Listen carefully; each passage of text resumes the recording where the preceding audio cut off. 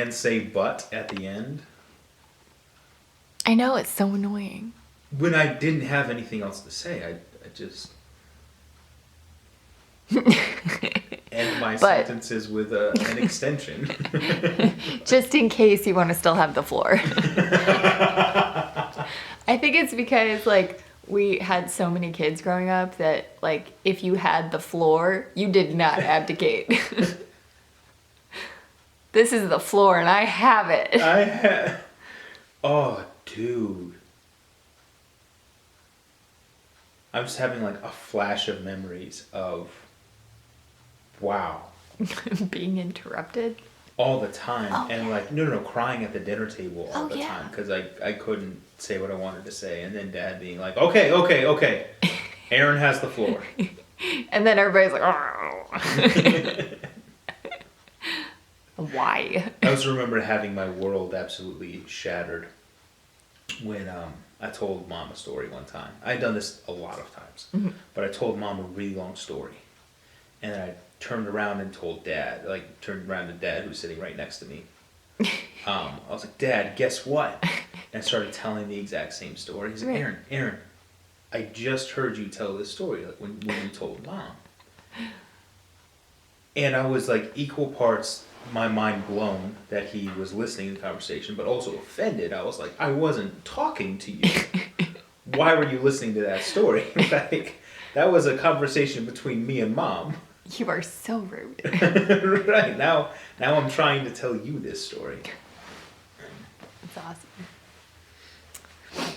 All right, let's get started. Okay, that's the hair you're going with? No. No, I'm just kidding. No. Kidding. I watched Totally a kidding. girl, she's the girl who's been in therapy for like a decade on YouTube that I just found. She's gorgeous and she does like these little skits to convey concepts she's learned in therapy to help Yeah. other people.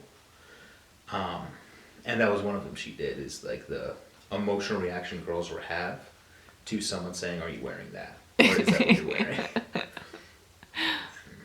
Awesome. Okay, tell me your name, where you live, and what you do. My name is Aaron Brame. I live in Greenville, South Carolina, and I work at Charter Spectrum as an outbound sales associate. And you are rubbish at it. Correct. Yes. Making zero money. No, it's actually the best paying job I've had. So I'm very, very thankful. Whatever. I've never heard that before. No, we're just kidding. He's great. He's doing well. All right. So, what is it like having a sister with lupus? It's different, obviously. You know, it was kind of a shock to learn it. You know, when she told us that she had lupus, there was definitely a feeling of being out of control when I found out. Like, not that you were in control of her life anyway, but you find out that there's this thing in her life and there's nothing that you can do to help in that area. Kind of a helpless feeling in that aspect.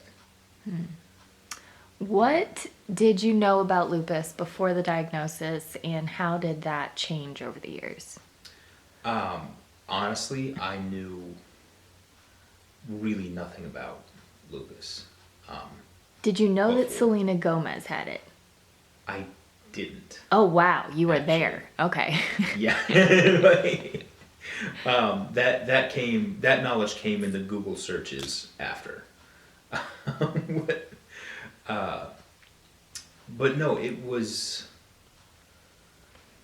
you know, obviously when someone in your family has something, has a chronic illness, you know, your understanding of it and maybe your empathy for it definitely increases.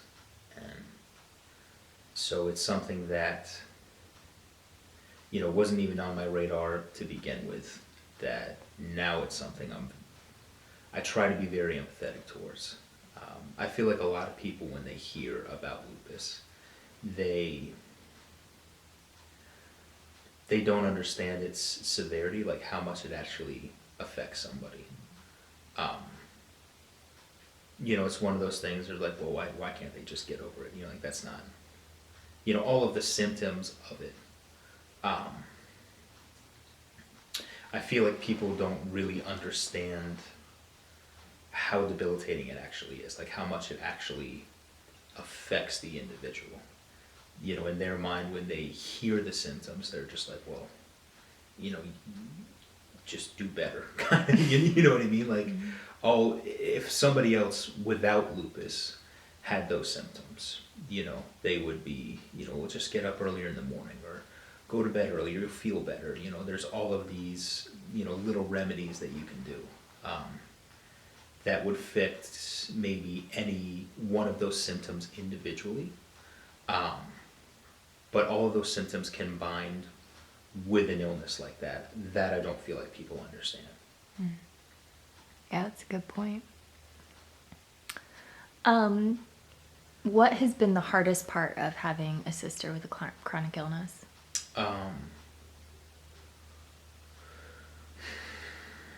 Definitely the feeling of being out of control.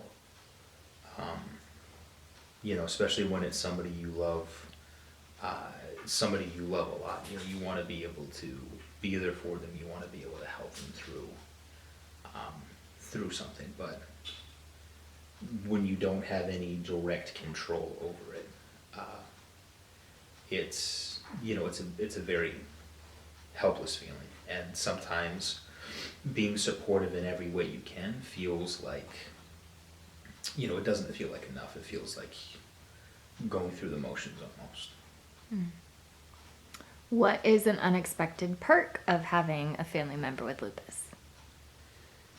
Never really thought about the perks of having a family member with lupus. But, I guess now when anyone tells a sickness story, you can just keep it in the back of your mind and, just wait for them to finish their story at the party, and then you can just one-up them at the end. That is gold. I had a sister who nearly died from lupus, so. Pew pew. Finger guns. But also, it works in the other end, though. If ever you're at a gathering and things are getting just a little bit too jovial for, too jovial for you that you can handle, really, you can just kind of bring things down. Just be like, oh yeah, my sister has lupus. It kind of brings the mood down to a tolerable point. You are such a Capricorn. All right. How were you able to cope with the diagnosis?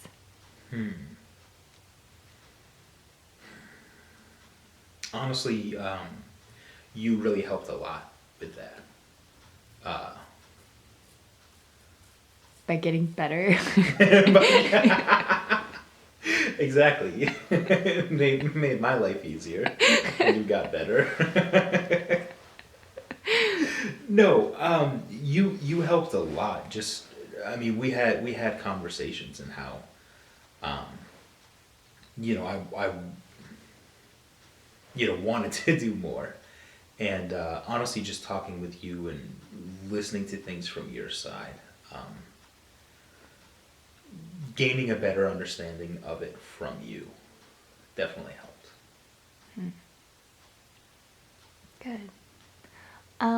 What advice would you give someone who just found out that their sister was diagnosed with lupus? To just let her know that she should get better. That, when that happens, it'll be okay. That's a really deep question. Like, I don't feel like I handled it as well as I could have. So I guess my advice would be to let that person know in no uncertain terms that you are there to support them in whatever way you can. to just be understanding of what they're going through is, it definitely is something that's serious, and it's not something to be taken lightly, and to just be as supportive as you can. It actually does go further than you think. It may feel like you're not able to do something, but just being there in every way you can will help. Oh, jeez. You were very supportive. Thank you. You're all Love prickly. you. All prickly. But I've got the beard oil now. So Is this a commercial now?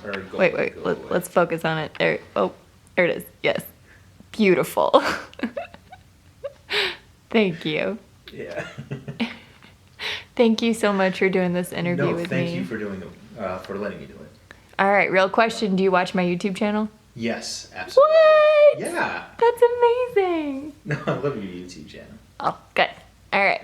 Love you. Love you. Bye. Mwah.